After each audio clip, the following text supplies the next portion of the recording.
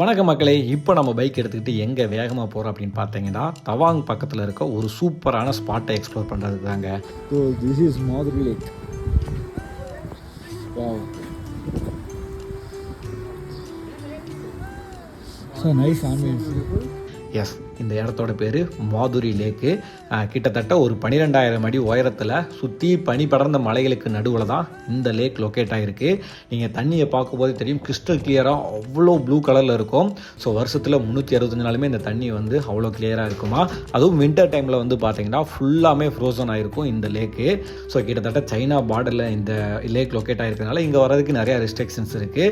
இது எல்லாத்தையும் தாண்டி நீங்கள் இந்த இடத்துக்கு வந்தீங்கன்னா ஒரு சூப்பரான ஒரு ஆம்பியன்ட்டில் ஒரு பயங்கரமான ஒரு எக்ஸ்பீரியன்ஸ் உங்களுக்கு கிடைக்கும்.